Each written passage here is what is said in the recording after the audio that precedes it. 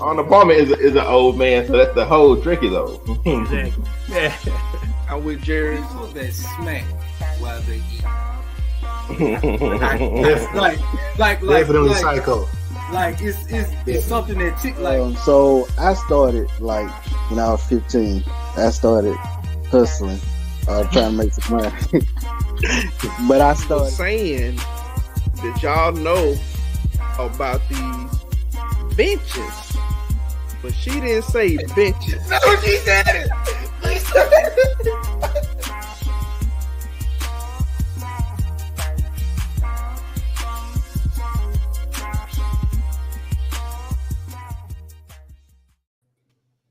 What's going on? Welcome everybody to another episode of Apartment 4A.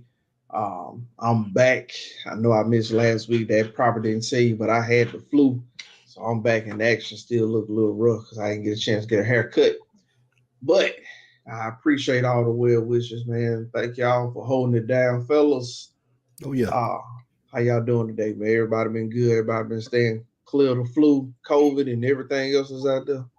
I don't know. I think we got some of everything else in our house. It's just everybody can't get right, man, for some reason. Yeah. I've been sick free, but my kids, they coming over the flu. So Lana had it this weekend, and Leah having symptoms of it. I think Lana's coming out of it, and Leah still acting like she's still in it. So, wow, man, it hit us like a bad habit, man. We got up by Sunday evening. Cedric was showing flu-like symptoms, and we thought, we give him some medicine, maybe hold him out a day. If it don't work out, next day we're gonna go to the doctor. Went to the doctor, they swabbed his nose. The doctor said he barely got the swab in the machine. It was going off flu. And so he got the flu. I come home like, man, I'm good, everything's straight. My wife talking about she don't feel good. I wake up the next morning, it's like I can't get out of bed. I don't know what it's okay. Oh yeah. Yeah, I got the flu shot. Yeah, I got the flu shot today. So we were scheduled to get the flu shot today, and we got the flu the week before. Yeah, so we all got flu shots the week before Jackson State homecoming. Got flu shots, and I got boosted. And Saturday morning, Kyla ran a fever. Her and Carolyn got their flu shots Friday. Kyla ran a fever Saturday, but we're like, it might be a little reaction to the flu shot. She good, and then like Monday night, she started kind of, acting a little clingy, a little sad. Then Tuesday, like ran a little temperature. Tuesday night, coughed her whole head off all night, real bad. And then just the rest of the week, stay at home with me. I'm like, because we need to get you right. Then Friday and Saturday, me and Ashley start going down. I'm like, bruh. And then she ended up having an ear infection. So, yeah, man. What up, Rod? What up, Rob? RP3 reviews in the building. Yeah, man. We appreciate you coming out, showing us some love too, man. Yeah, man, that flu's been going around, but we're gonna jump straight into the topic. I think it's a very, very good topic, especially what's going on today. We're talking a little bit about life or death. And when we say life or death, we're talking about basically what's been going on these last couple of years, man. We've had quite a few celebrity rappers die, or basically gunned down and shot for various different reasons, basically no reason at all.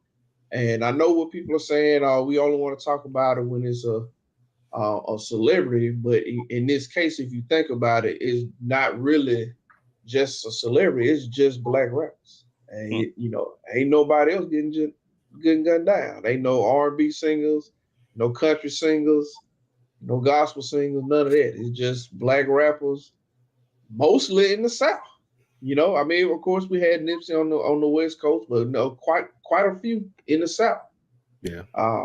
So the question or the topic of discussion today is life or death. What are we doing? How did we get to this point? Is it the music? Is it the video games? Is it the media? Did we miss something that a generation was trying to teach us? Is it traditions? Is it just a genre? What is so that's what we talk about, fellas. We'll start off with you guys. What do you think the deal is with killing of our young black men, especially our rappers today? I guess I'll start. And I back when rap was like, let's say in the '90s, in the mid '90s, early 2000s, it wasn't this bad. Nowhere near. We had Tupac and Biggie that got killed, and that was abnormal. And the everything just was turned upside down when both of that happened, and they was beefing against each other, and it wasn't surprising because the amount of uh, the amount of heat that was passed along past to each other. But now it seemed like every 6 months to a year, the same thing is happening. Yeah. So it's I really don't know what's going on.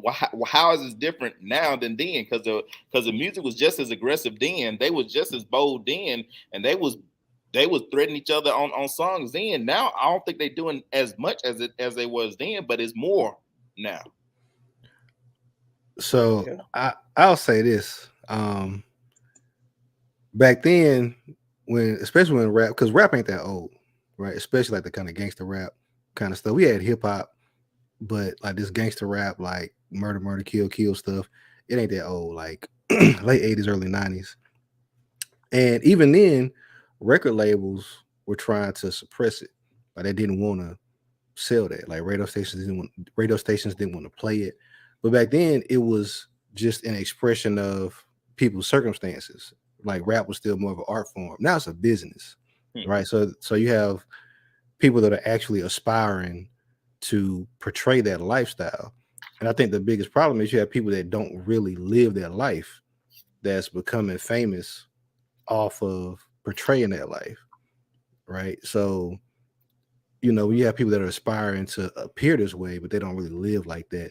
You don't have that knowledge of what to do, what not to do, especially and then let's be real, like once you start making all this money, you're not living that life no way, right? You living a whole different life. You're supposed to, move differently than anybody else that you grew up with. Even if you came from the street, you're supposed to be moving different now because you got, $100,000 worth of jewelry on, and target on you. Yeah, you got a target on your back. You're supposed to move differently regardless of where you came from. But that's something that isn't being taught to them, right? So they, come into these labels, and I'm probably in the minority. I don't blame the labels because I don't view businesses as persons or people. I'll say that. Like people have integrity, people have morals. Businesses don't. They're in business to do one thing and make money. It's not their fault that people would rather listen to the Migos than to, a conscious rapper. They just get the data, they see what makes money, they see what moves records, and that's what they push, right? So at the end of the day, I think that the labels could do a better job of, providing training and, whether it be PR training or, just bringing awareness to like, hey, like you live a different life now. This is how you need to move. This is what you need to be cognizant of. Like giving the ability to protect themselves, right?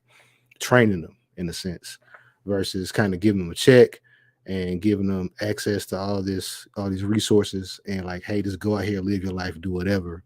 As long as you make my money back, I don't care what you do for the most part. I think that's probably I think that's probably the biggest difference now. And it's people are aspiring to portray that versus actually like, hey, that's where I came from. I can't rap about somebody I didn't come from, right?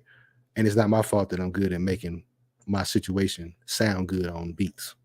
You know what I mean? So, yeah, it's sad, but at the end of the day, I don't think it's a cultural thing. I think it's a black thing. I think it's more specific to that, those rappers at the end of the day. So RP3 Review says the record labels ain't putting their foot down and telling rappers you can't sell that through my label. Mr. Willie, he's on Baby Do today. He said culture and disregard for life. Kids think they get regenerated, I guess. Demetrius says it's unfortunately part of the culture that was created for. He disagrees with you a little bit. It was just as bad back then. It just wasn't social media. You didn't have access to it.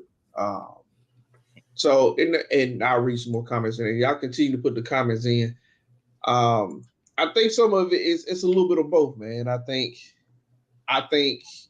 some of the stuff we did create it on ourselves because we created this image of what we thought was hard, and it's one thing for you to listen to something and understand, okay, that's make believe. And there's another thing you listen to something and say, okay, I want to do that. Because that's, if you think about it, when we were all kids, especially our age, we watched stuff like Ninja Turtles, Power Rangers, and stuff.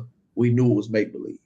We go outside and we pretend to be a Ninja Turtle, Power Ranger, whatnot. But then you hear stuff on the radio, and yes, some of the stuff may be product of stuff they heard or may have seen, but then you got other people out there trying to live the stuff they hear on the radio. And at some point, somebody has to say, okay, that's just for music. That's just something to listen to. That don't mean I need to go out here and shoot up the block because I heard somebody say they had to do that in their neighborhood.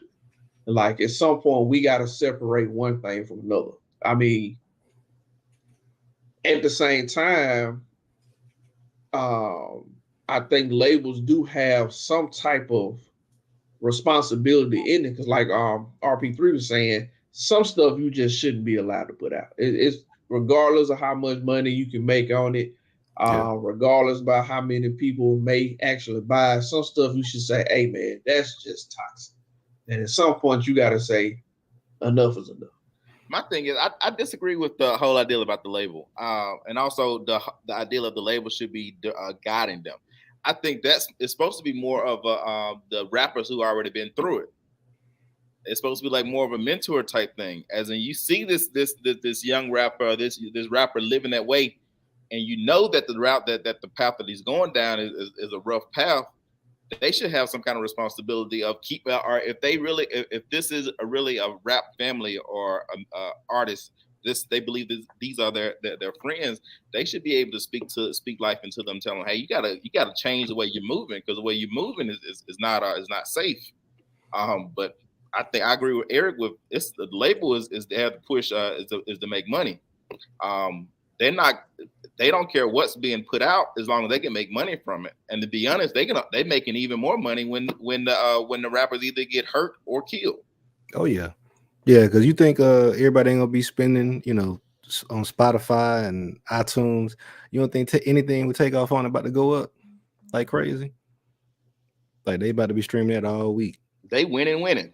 Yeah. Right. So it's I think it's sad, but I think that there has to be a separation between like rap ain't what it used to be. Rap isn't a reflection of these people's lifestyles. Like rap is a business, right? And so you have people that actually live that lifestyle, and then you have the business of rap. And I know we grew up with rap, but the Migos, we know their target audience is kids like 18 to 25-ish or something like that. Now that's their target audience, and so them at them ages they still impressionable. And the way it's portrayed is like they out here, getting it. And the Migos they're a kind of a rare breed because they became like superstars. But you have a lot of other rappers that they don't have it like the Migos. They don't. But they talking like they got it. They talking like they, got their work, like they, El Chapo out here with the weight and all this stuff, and they making major moves and they out here living that life, and they not. And I think that's probably the biggest problem because you don't have that authenticity. So like Terrence was saying, you don't have people that are at these labels that are rapping that can give them guidance on like, hey, like, you like the way you moving, like you need to calm down, you need to chill out. Like, no, they all playing the game so that they can, get, when they have a tour or a concert, that's really the only way they make money. When they go on tour, they, have that fan base that believe what they saying. But it come both sides though, man. Even regardless of that person at the label. I mean, look at the whole thing with Master P and Kodak Black. Master P thing was Kodak wanted to get at me. He wanted to try to figure out some of the stuff that P was doing. Master P thing was, that's cool. I'm gonna teach you the game. I'm gonna show you all the stuff. All I want you to do is break me off the same way you break off the guy you don't know. And Kodak Black felt like, he trying to take my money. He trying to screw me over. And so here go a guy who done it, who been in the game, who's seen the street life, who's seen the people get killed, got it out, figured out how to make the money, and all he's saying is just treat me the same way you would treat somebody you don't know. Yeah. And it become one of the, oh no, man, I can't fool with the old cats because they just trying to get money off me. Well, everybody else get money off you. Exactly. You might as well, if you want the lesson, you know, you might as well kind of get the same thing. Yeah. But you know, everything start off, even rap itself. Rap start off as something positive, and it transitioned to what it is now. I'm not saying that rap ain't positive anymore, but you don't hear a lot of, I guess I would say, positive stuff when it comes to rap, especially I guess through the media. There's of course there's plenty of positive rappers out there. There's plenty of positive messages out there. That's just not what's pushed to the forefront. I understand the money thing, but at some point we as people got to say, hey, we not going to accept you just giving us that. You know, we got to change the narrative. I don't know. So I think the idea that, so if rap is an art form and art is a reflection of life ain't always good. Like it's some bad, it's some negative, it's, you know, some rough times. I think it has to be proportionately displayed, which I think is, well, that's what I'm saying. I'm not saying cut it completely out, but you gotta accept the good with the bad. Right now we getting all one side. Well, so I think if you look at like Drake or somebody like that, right? He's like the biggest rapper / hip hop artist ever to walk the earth. Arguably one of the biggest music artists to walk the earth. To say that he isn't, not necessarily that he's rapping, you know, about positive stuff, but he's not talking about gang banging. He's more like, you know, just a very successful rap artist, right? He's not necessarily pushing violence, but he's, you know, at the top of his game. You have somebody like that who's successful, you got to have like Migos or, you know, somebody else on the other side who's kind of portraying the other aspect of it. I don't think that the portrayal of it is the issue. I think the biggest issue is the training, like the mentorship. Like even Drake without Lil Wayne, like he wouldn't be Drake. Like you got to have somebody that they can listen to, somebody whose opinion they value. And I think when you just kind of have people in that kind of faking the funk, you lose that ability to really mentor people. Because I remember seeing interviews like Lil Yachty and all of them, and them being at these radio stations, and they'll put on like a Jay-Z beat or, you know, like a Benny Siegel beat, and like, I'm not rapping that. That's trash. Like, they ain't me. I'm a rock star. Like, I'm different. Like, there's no respect. And so I think that's kind of a lot of the issue. Yeah. I mean, I can see what you're saying, but for like every Drake artist out there, there's 4 more gangster rappers. You get what I'm saying? Yeah. Like we can't look at it like, and especially Drake being at the top of that level, and try to compare him to some of the other stuff that we getting out there. Is, you know, I mean, a lot of it ain't gonna never be on the Drake level. You know, it's gonna come out as kind of one hits, a lot of one hit wonders, a lot of songs that were hot for the time, but it's changing the mindset of a lot of people. It's influencing a lot of people, and it just seemed like people don't care. And one of the things that I saw somebody was talking about, I don't remember who it was, but the question was, these kids are young, and I agree they don't have the mentorship that they get, that they should, or at least that I feel like they should. But do you let those kids just be kids? Because, you know, a lot of times we say, you know, you got to let a child kid in there kind of mess some things up, you know, kind of trial and error. But at the same time, that's kind of basically what we're doing now. They out there trial and error, doing their own thing, messing things up, getting hurt. Yeah, I mean, I don't know. I think I think rap is probably one of the last genres of music to where there's a denial to the fact that a lot of it is manufactured. That comes from record labels, right? Obviously, you have other platforms. Like if I wanted to right now, I can go on YouTube, start a YouTube channel, and start putting on my music. I can, you know, kind of like drum up my own fan base. outside of a record label. Like this is like the first time in history you could do that. But I think the reality is, like, if you're at a record label, they are curating you. Like, they want you to have a certain look. They want you to have a certain sound. They've got it down to a science. They know exactly what demographic they're going to market you to. But at the end of the day, they still want you to fake like, yeah, you really living what you talking about, right? And no other genre of music requires that. Like, we all know that Beyonce ain't writing her songs. Like, she has songwriters that are coming that are, and she's picking the songs and she's like adding her artistic input to it. But that's understood. Same for pop, same for country, same for even gospel. But rap is where one of those genres where we still have the illusion of authenticity. And I think that once we accept that it's not really authentic, that it's manufactured, then you can set it up like the NBA or NFL, like, hey, you need to go to college first. You need to complete these courses. You need to be this age in order to come into this business or work for this company or something like that. Like, have some sort of requirements, because you can see on the extreme end what happens when you don't have that kind of maturity or awareness. Like, you can die. I think gospel, you have to live that lifestyle. You have to live a lifestyle, but how many? So you have to live that. So you have to live that life. But as far as the music and the artistry, like, it's understood. Like, you might be singing a song that's been remade 10 times. Like, we know you didn't write this song, but you did your thing with it. That's understood, right? But with rap, it's like you got to write your own raps. You got to be out here in these streets. You got to be with these people. So I don't know. That's just me.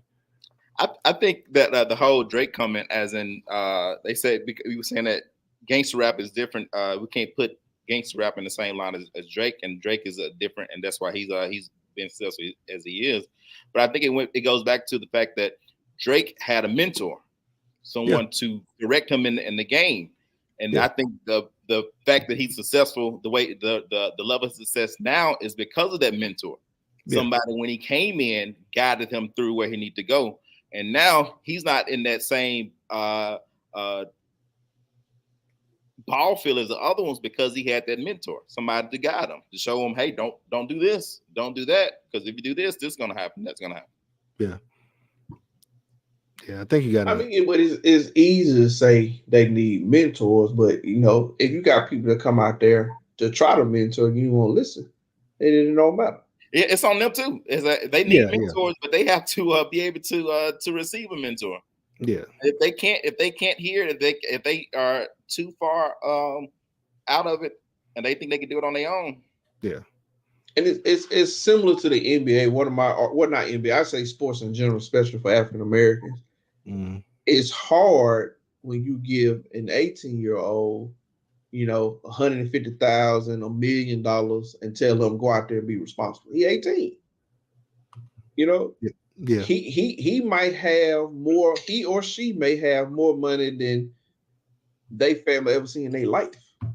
Yeah. Not just in that time span, just in their life in general. Now a lot of people predicate money with power, and so it's one of those things where I got the money, so y'all got to do what I say. Yeah. It don't matter that I'm 18 or that I'm 21. I understand that a mentor coming out here, but I'm the one with the money. Yeah. So and that's why I go back to the label, because if you in sports, you can be the man, you can have the best hands, you can have the best whatever. But if the coach say like, hey, this kid ain't coachable, he gotta go, you off the team. You cut off from the money. You might be blackballed, nobody else will work with you. But that doesn't exist specifically with the music industry. And so I think that's one way. But then of course, how do you implement that just for rappers and not for other artists? I don't know, it's kind of a catch-22 as well. Let's get to a couple of these comments. RP3 review said Drake being in show business before becoming a rapper. He used to act in the TV show. Was it Degrassi? How you say it? Degrassi. Yeah. And so he was exposed to being a star. He understood how to move in the entertainment business.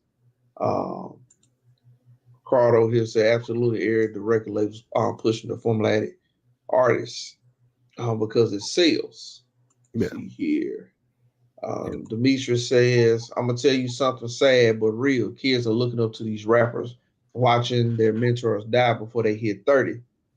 What is that doing to their mental? And that's something really I think about. I mean, 'cause these guys before they 30, these people that you looking up to, they dying. They out here and they giving them this street cred. Oh man, he was out there in that world. He died. Yeah. Yeah, man, Yeah, I it's think something to take consideration. Remember I text in the group yesterday when he died. I'm like, hey man, for those who out there working in the school system, are the kids okay?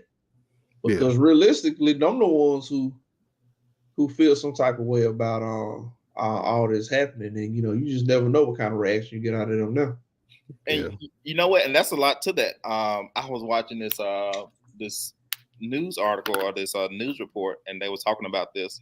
And they saying the kids now they're so connected because of all this social media, and they see them as their friends, as in this is a part of their family, and they are really hurt from it, like it's somebody who they have a relationship with. Yeah. So it really is messing up that mental with the whole idea of my idol, the person I look up to, is dying like this.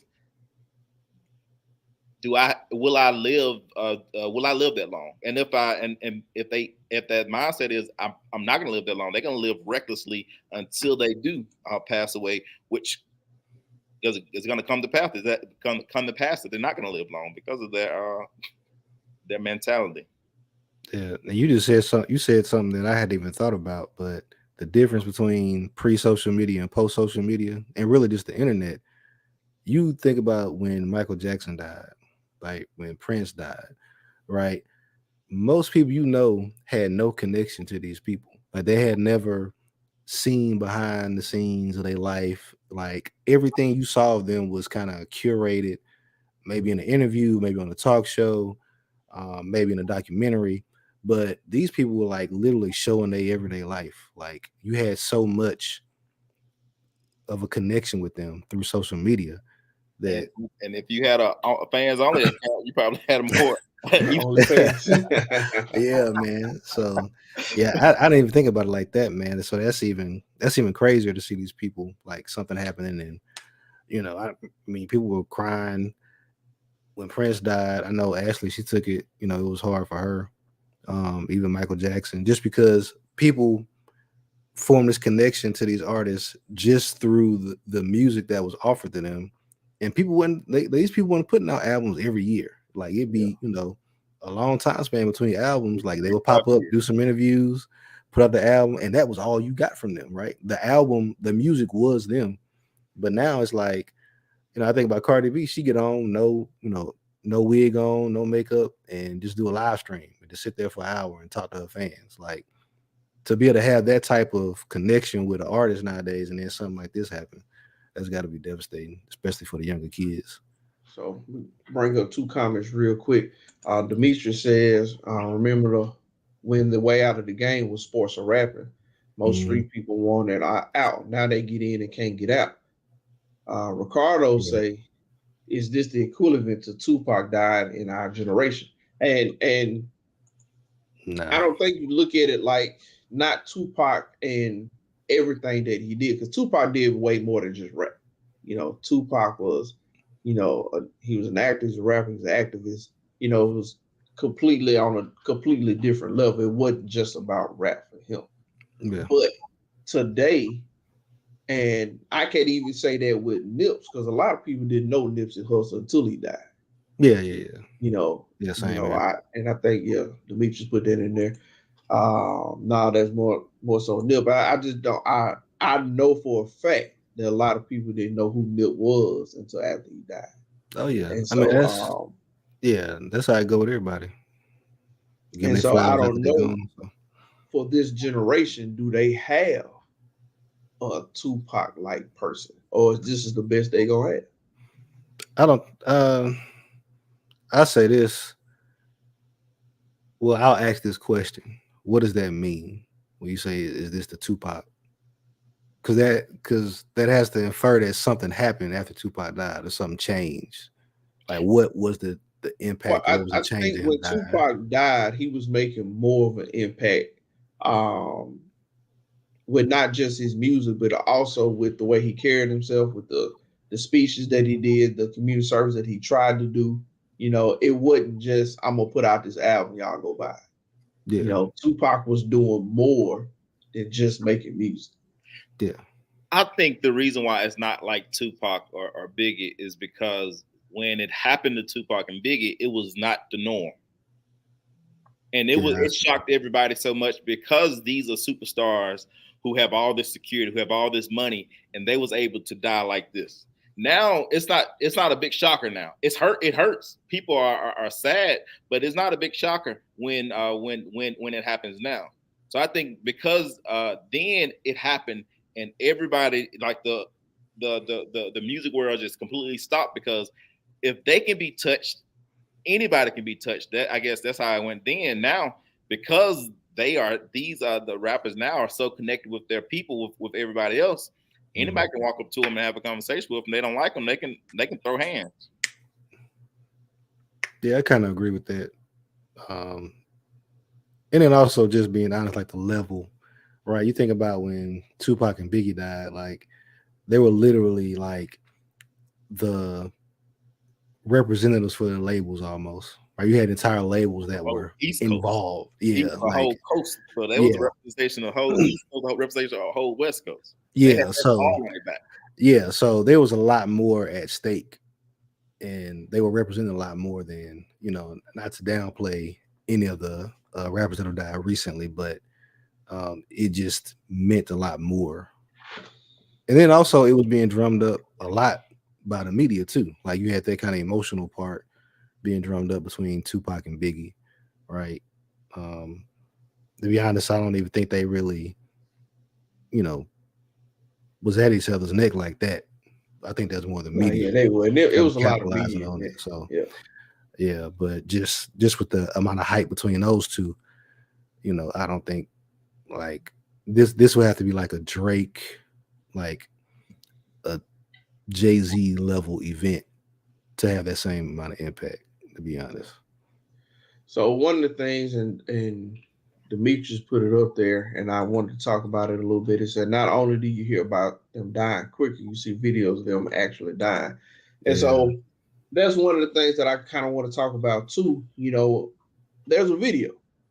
You know, there's a group of guys they out there arguing. It wasn't. I know when they first said he got shot over a dice game. It was not over a dice game. Yeah, he wasn't If even. you I look don't at think. the video, they were actually talking about basketball or something like that. Yeah. When the whole thing went down. Now, I don't know what happened right before that, but regardless of it, the fact that there's not a video, there's several videos out Right. of these people out talking. This guy gets shot. I mean, he's laying there dying.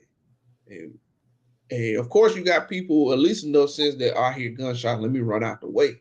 But then you got the other folks who just peek around the corner and they just got the video. And I understand the media crave that we live in now, that everybody got to get likes, they got to get emojis and all that stuff. I get it. I think that TV series on Netflix, Black Mirror, has a lot of truth to it. It's basically killing us, and to the point where we rather watch somebody die than try to figure out how you can help that person. Call for help. Call for help. See if you can do something. As now, we're just gonna sit here and record this man die. It's crazy. People getting the fights, people getting the shooting. The first thing come up the first song. Oh man, I gotta record it. Not call the police. Not get no help. I gotta get these likes. Yeah, that's definitely different, and I think it goes both ways because you got people that's, especially younger kids, they more desensitized to this kind of stuff, so it doesn't impact them the same way in a sense, like just seeing it. But also, on the other side of things, doing it to each other. Like I don't think it has the same weight that it used to. And they so disconnected as in they really don't see it as someone is losing their life, they just see it as, because they see it so often, it's just a video clip, and they want to make sure people get this video clip, and that's sad that they so disconnected. They think that social media is real life, and real life is social media, so it's completely it's a complete disconnect to them. I agree with you. I mean, you know, they say it, and it's been there for a long time for our generation. Like, if it ain't Facebook official, it ain't official. And now it's TikTok and Instagram. If you don't put it on there, then it ain't happening.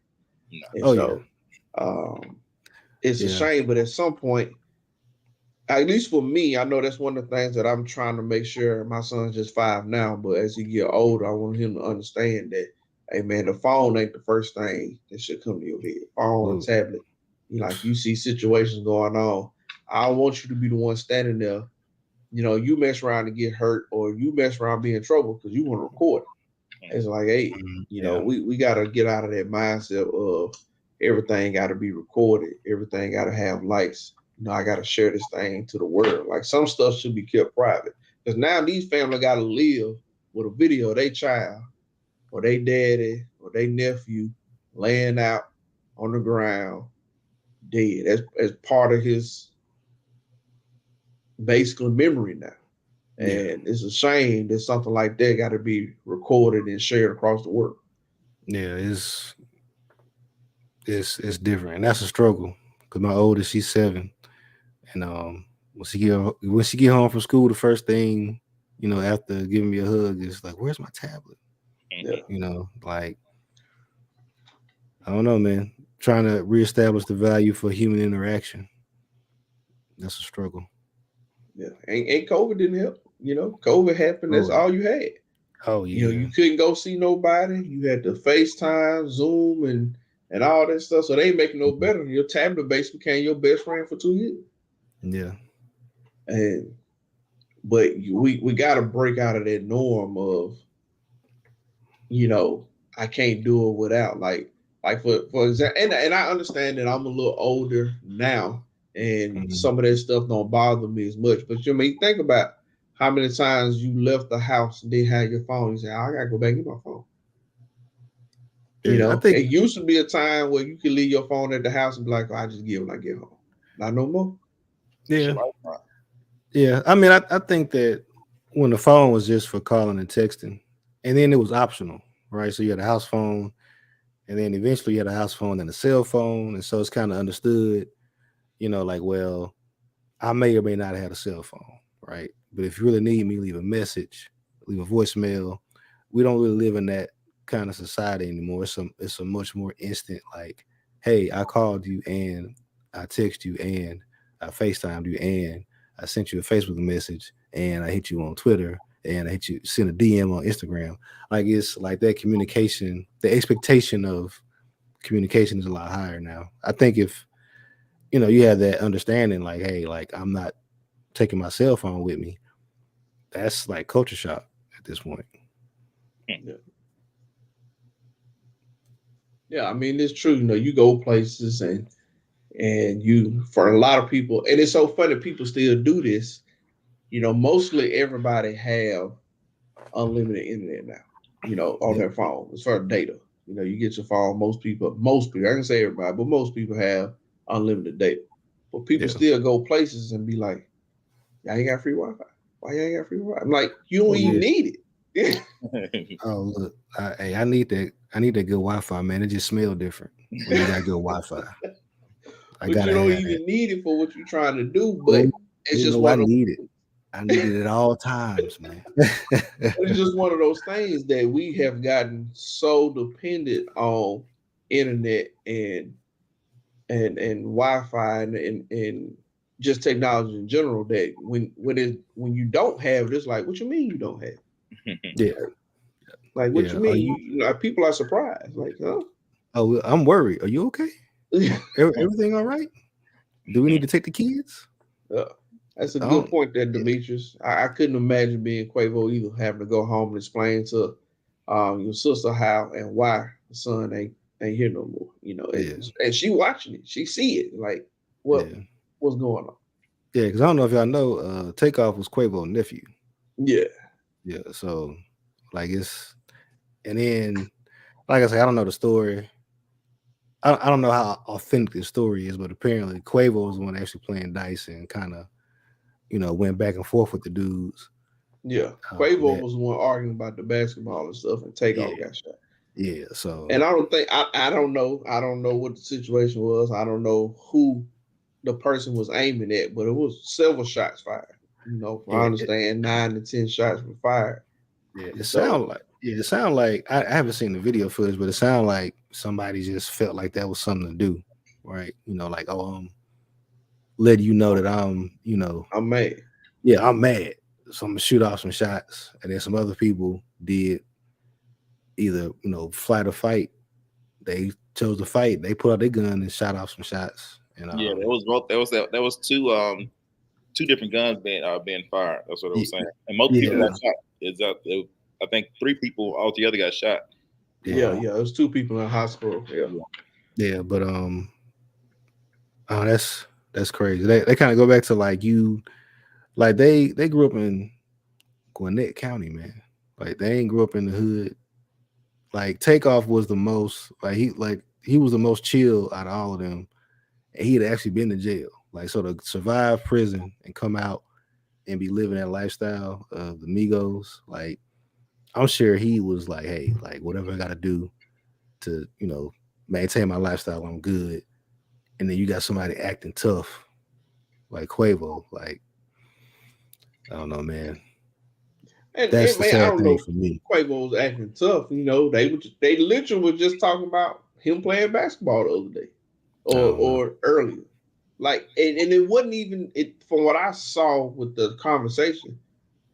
It wasn't really like a heated argument. They were talking back and forth, but it wasn't no pushing, wasn't a whole lot of cursing and then they literally seemed like a group of guys talking about basketball.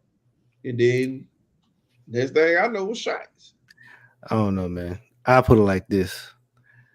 It ain't nobody been around where if they pulled out a gun and started shooting, like I couldn't have told you that they was gonna do something like that before that happened. Yeah.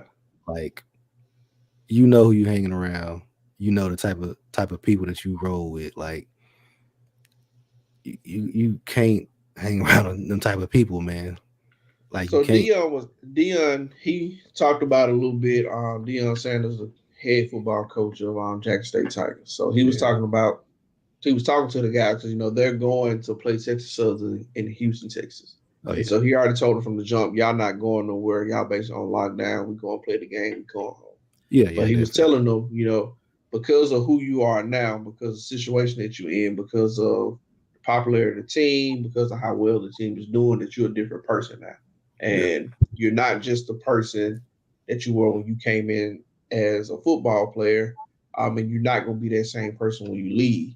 But at some point, even Dion said, at some point, you got to do what he says, change your address. Or in other words, you got to stop hanging around a certain type of people to ensure your safety. Dion tells a story about himself and a group of guys.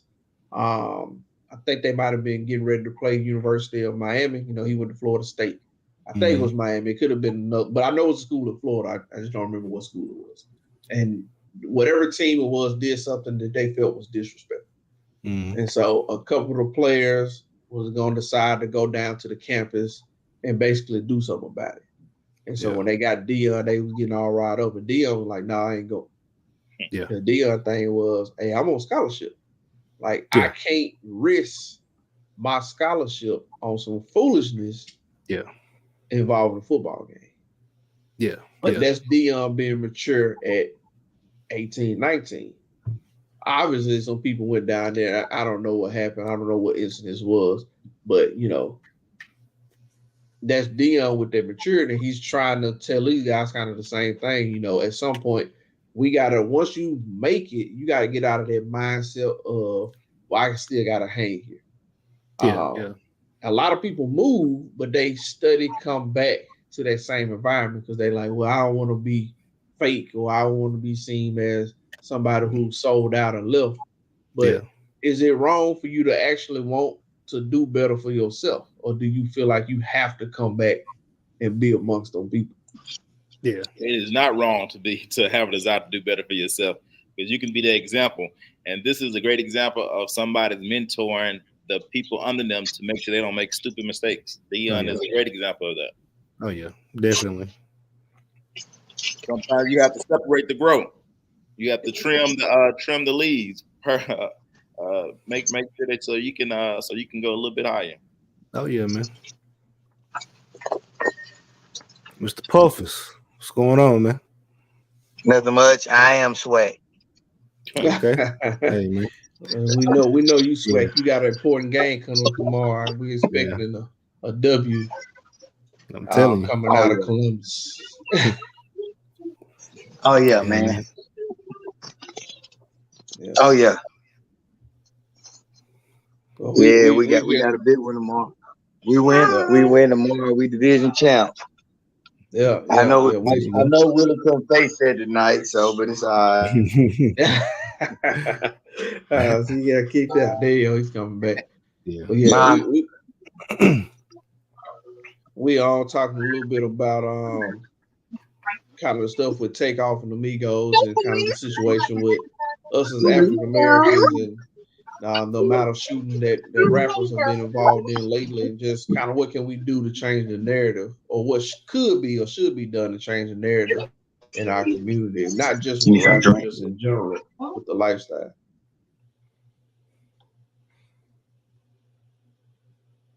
And JP, a family man, he come in and it's so good. He walk in the house, and the first person he see every time is his son. Every time he do it, it never fails. He hits the house.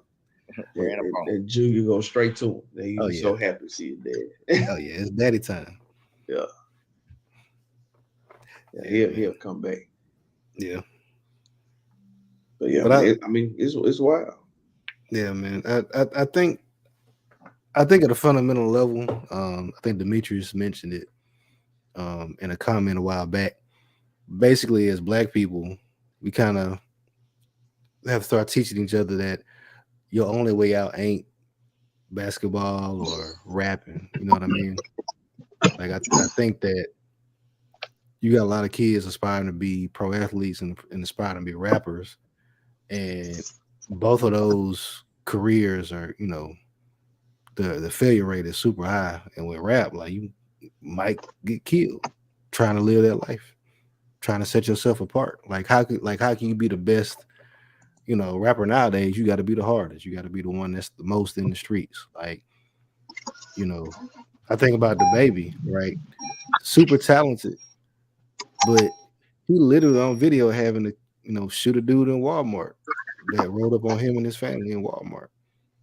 Like, had his home broken into, had to shoot at guys and run out the back. Like, you at a certain point, like you were saying, you got to decide like what's important. But also, it's some other options. There's some other paths you can take. Yeah, I think it's very true. JP, I know you in the schools and you get to talk to a lot of teenagers and things. Kind of what's the landscape out there in high school, and Tans, you too. What's the landscape since the death of Takeoff yesterday? Well, like I shared with the guys, I'm not into rap and hip hop like that. But they see the situation where he was at, who he was around in, with the dice game and stuff, and not understanding when you come up, you're really supposed to get out those certain situations. Terrence Mike can I don't know if he agree with me or not, but the biggest problem our kids facing is they don't understand reality. They don't understand that that bullet, if it gets you, it'll kill you. Or if you commit a crime, that you will have to face consequences. So that's one of the issues that we're devotion on Wednesday night with our kids. And that's one thing that we were talking about. Whatever you do, you might not think it affect you. You might not think it affects no one, but it does. So I don't know. No one, our kids don't understand consequences in reality. I completely agree. It is a. We talked about this earlier. It is a complete disconnect, as in they see it on TV and they think that they can. So Willie said they can regenerate. They can. They have an extra life if they get shot.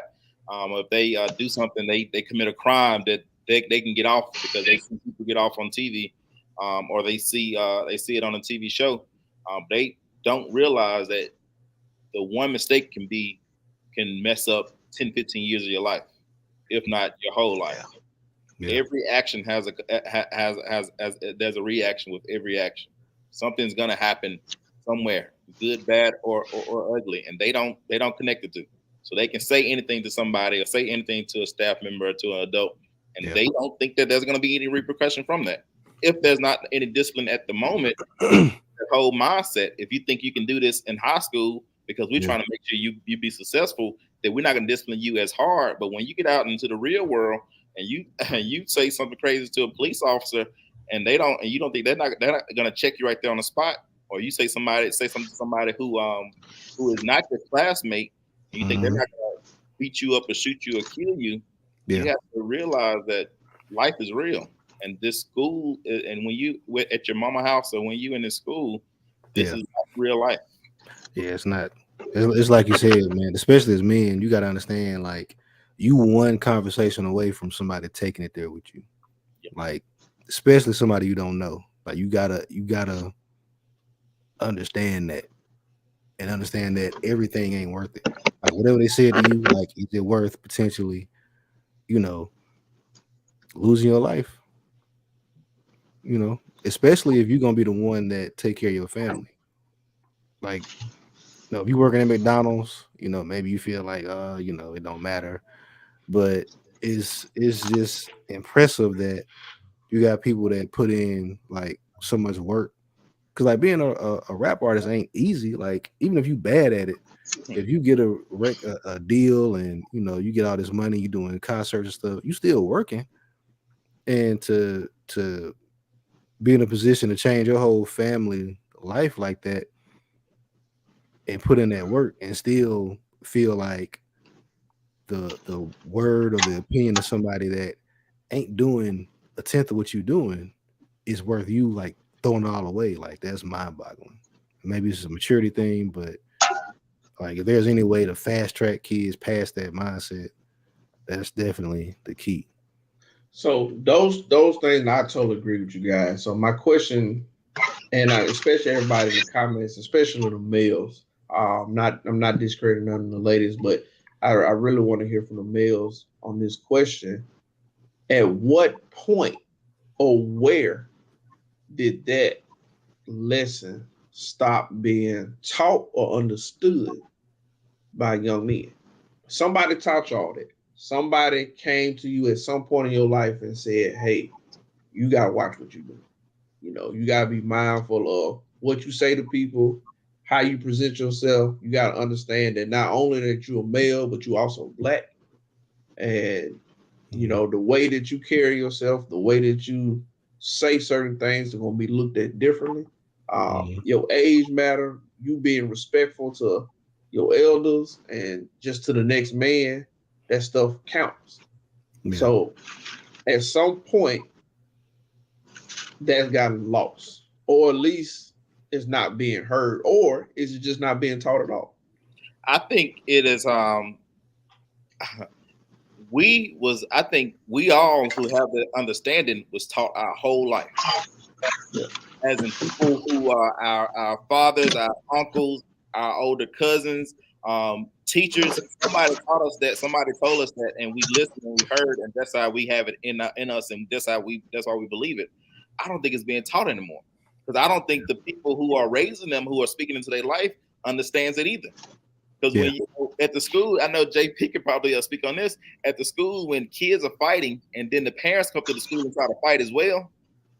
Yeah. Who's teaching you right and wrong? Yeah. Or my baby didn't do nothing. Exactly. Yeah. They can watch the video. No, that's not my baby. How you know that's my baby? Because they got the exact same thing on. That's her shirt, right? That's her sitting right there beside you, right? but you don't know that. You can't see her face that clear. If they making excuses for them and they don't own up to anything for their kids, Yeah. it's scary. So I guess the thing that concerned me is if it was taught to one person and it worked, why not teach it to the next? Like, I know most of us don't have necessarily high schoolers yet. I know we got a couple people almost in high school, but they're not quite high schoolers. So the people right before us taught some of the same lessons that we taught. You know, why is that message not being passed along? Like, what clicked in people's head to say, I ain't teach my child about respect? So Right, because go ahead. Oh no, I was just gonna say, I think specifically that was, something that men taught other men how to interact with other men, right? Because I think that if you, from a man to a woman, there was, granted, chivalry and all of that stuff has kind of been lost as well as a result of that. But I think the foundation was men taught other men, like, this is how you address another man. This is what you can expect. This is how you interact. This is how you respond. And also, this is how you treat a woman, right? So, if a guy, you don't put your hands on a woman for any reason, nowadays that's out the window, right? That's definitely going to teach my girls, like, you can't operate like, well, no matter what I do, he ain't gonna touch me. Like, no, like, these kids crazy, okay? But then once you have the absence of men, now you have, younger women who are kind of operating or raised with that mindset of, like, well, I can act however I want to act, and there's some sort of protection, or they're losing a protection around me because I'm a woman. That kind of gets passed off to the kids, right? Because you see that, like, even if they don't verbally teach that, the actions, right? I'm a woman, I'm gonna say whatever I want to say. Like, the kids see that and they pick that up. And for men, that's dangerous, right? Because even with your bare hands, like, you come across the wrong dude, like, he gonna change your life, right? You might be drinking through a straw. You might be, in the hospital with no weapons involved, right? Just off of just pure physicality, right? So you got to respect, every man like that. I think that that's not being passed down because you don't have that male presence anymore. Okay. Go ahead, JP. Well, and Eric kind of just hit a lot on what I was gonna say, like you said about chivalry. We had a discussion. Today's Wednesday, Monday, about I had to watch another class, and I was like, well, all the men get up and let the ladies have a seat. The response was, why? They got rights just like we got rights. And I said, it doesn't matter about rights. It's just out of respect for ladies. But their response was, we know them. But it go back to monkey see, monkey do. And just because we see stuff on TV, we think everything's okay. And they go from parents to kids, and we accept everything and don't stand on what's right. So that's how we done fallen off. We allow TV to teach us and give us the idea of saying this is what's right when reality is wrong. Because like you said, everybody want to snap and say their opinion, but your opinion ain't worth nothing. When you ain't listening to try to hear something. If I could touch on what JP said and take it a different route, now the girls are saying, "Hey, it's equal right. They don't have to get up for me. I'm fine. Treat me just like you treat them."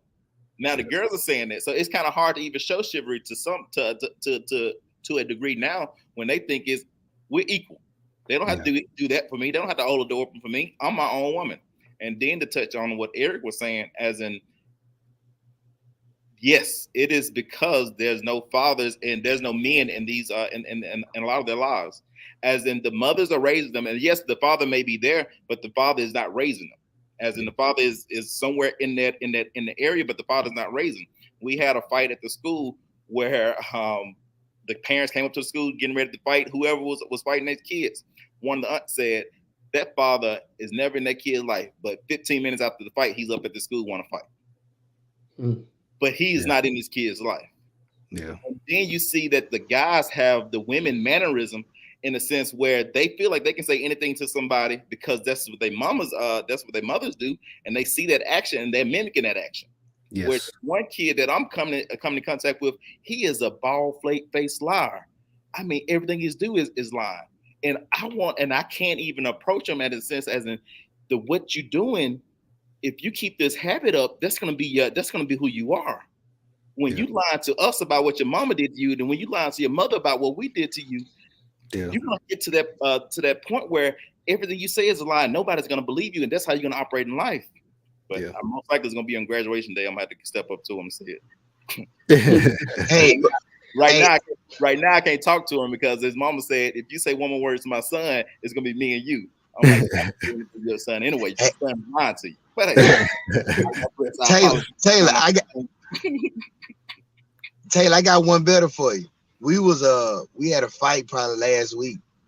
So after the fight, we let the kids get back on the bus and go home. So when they went home, they met up at the park and they got to fight again. Well, one of the parents said, "Y'all beat my child butt at school, so I'm finna come help her." She went and got a baseball bat, and she thought she was Barry Bonds. And so they arrested her, and but they didn't charge her with like aggravated assault. They gave her some little misdemeanor. But man, it's like we don't want to put consequences on nothing anymore. You know what I mean? So that's why we're getting out of hand. There's no consequences for anything because everybody got rights. Everybody. And I agree to an extent, especially with the rights thing. And this can be a whole episode. And when we get to this episode, I'm sure we might get in trouble. But everybody's rights are equal until the stuff hit the fan.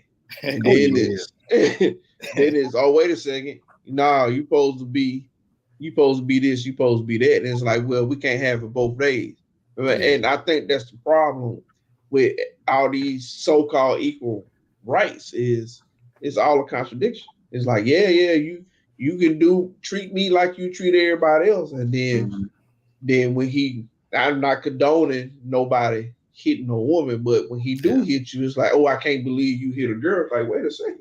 You know, it can't go both ways. This is my exactly. Hey, look, everybody want equal rights till them equal left start flying. Then it's a problem. Right.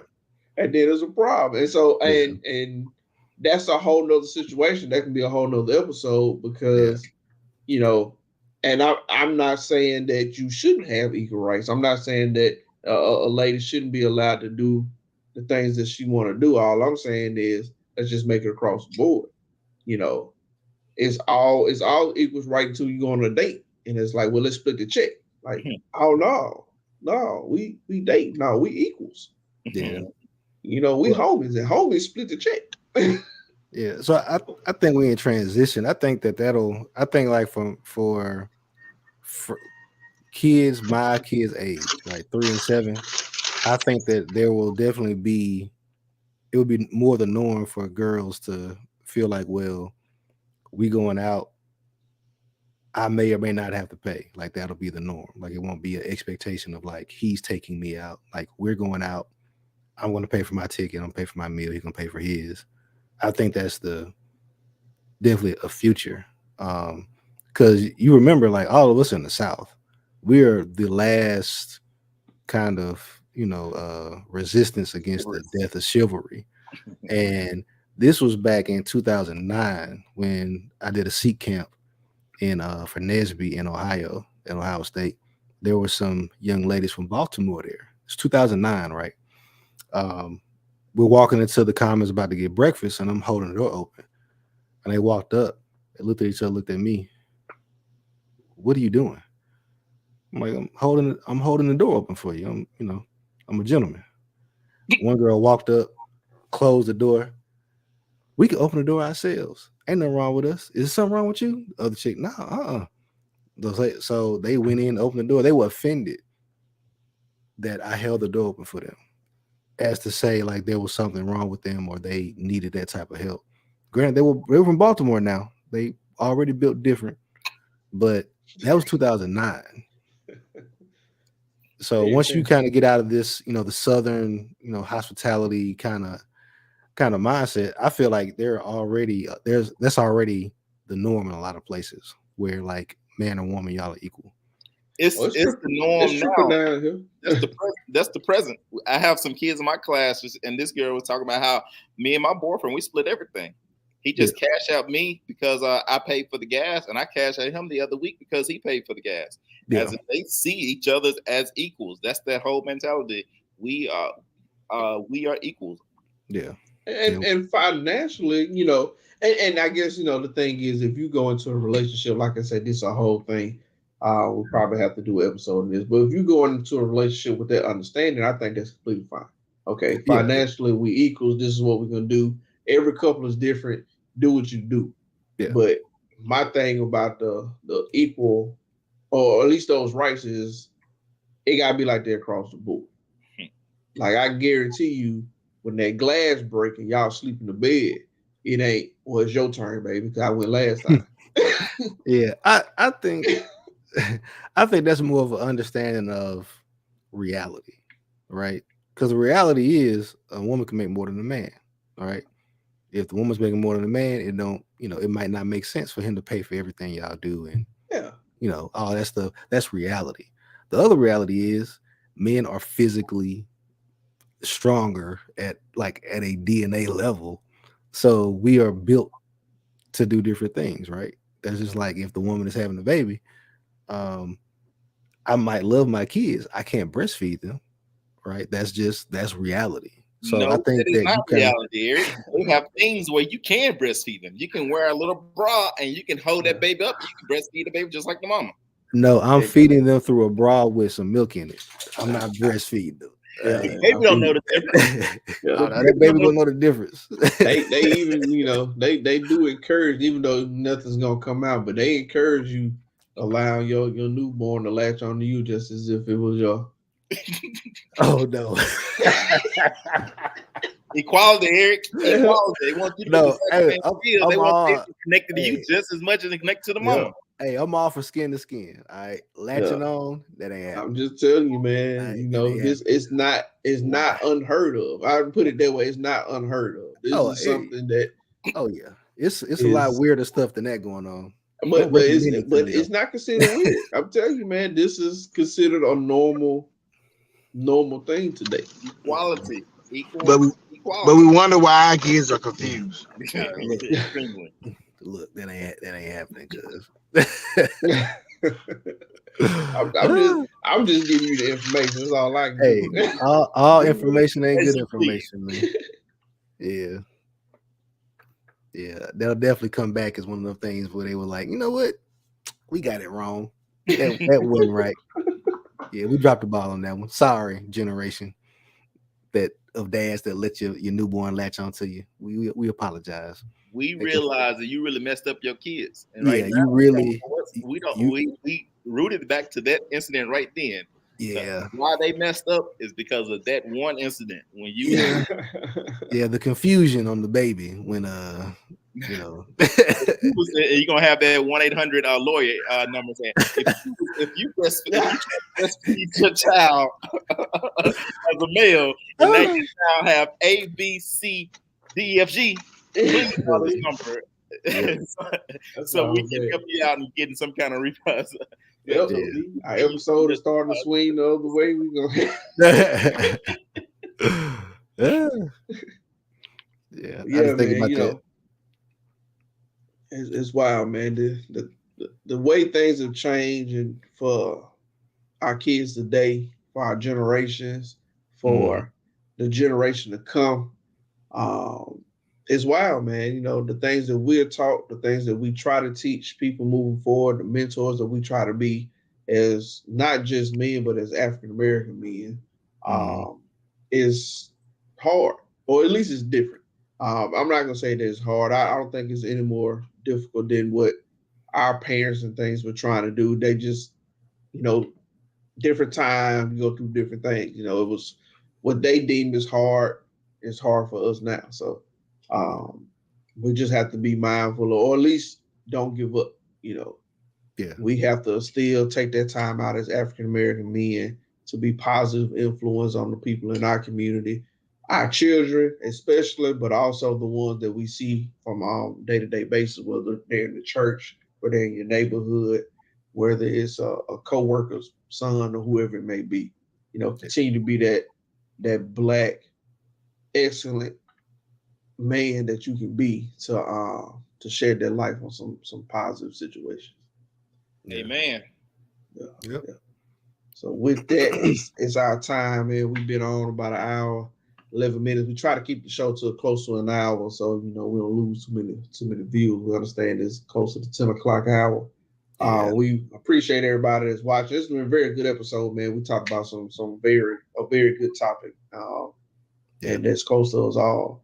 So, continue to watch us. Before I go, I'll give the fellas a chance to kind of give their last remarks if they need anything. I'm good. Be good, you guys. All right. Like always, you ain't got to go home. You got to get up out of here. Peace. Just kind of jumped out of nowhere. He was like, "Hey man, yeah, buy my CDs." Stuck it out there, and I was like, "People still push CDs. How much you pay for this? You losing money." People that smack while they Definitely psycho. like it's something that tick like. I was sitting right beside the woman. It's just that y'all ain't a bitch, dude. Check us out on YouTube, and we'll be going live on Facebook next Wednesday, 9 p.m. Central Standard Time. Until next time, guys, we'll holler at you. Peace.